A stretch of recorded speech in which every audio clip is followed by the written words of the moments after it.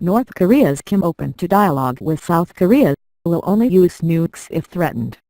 Seoul Reuters. Kim Jong Un warned the United States on Monday he had a nuclear button on his desk ready for use if North Korea was threatened, but offered an olive branch to South Korea, saying he was open to dialogue with Seoul. After a year dominated by fiery rhetoric and escalating tensions over Pyongyang's nuclear weapons program, the North Korean leader used his televised New Year's Day speech to declare his country a peace-loving and responsible nuclear power and call for lower military tensions and improved ties with the South. When it comes to North-South relations, we should lower the military tensions on the Korean Peninsula to create a peaceful environment, Kim said. Both the North and the South should make efforts. Kim said he would consider sending a delegation to the Winter Olympics Games in Pyongyang, South Korea, in February. North Korea's participation in the Winter Games will be a good opportunity to showcase the national pride, and we wish the Games will be a success. Officials from the two Koreas may urgently meet to discuss the possibility, Kim said.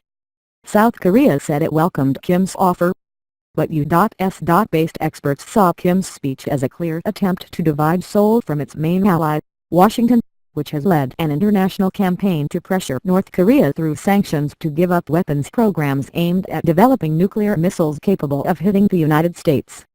We have always stated our willingness to talk with North Korea anytime and anywhere that would help restore inter-Korean relations and lead to peace on the Korean Peninsula, a spokesman for the South Korean presidency said. Lee Hee-pyum, president of the Pyongyang Organizing Committee, said it welcomed North Korean participation and would discuss relevant matters with the South Korean government as well as the International Olympic Committee. South Korean President Moon Jae-in has said North Korea's participation would ensure the safety of the Olympics and proposed last month that Seoul and Washington postpone large military drills that the North denounces as rehearsal for war until after the Games. Asked to comment on Kim's speech, U.S.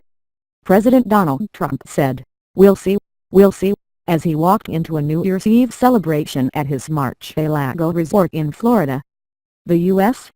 State Department did not respond to a request for comment on Kim's New Year's address, but analysts said it was an attempt to weaken the U.S.-South Korean alliance.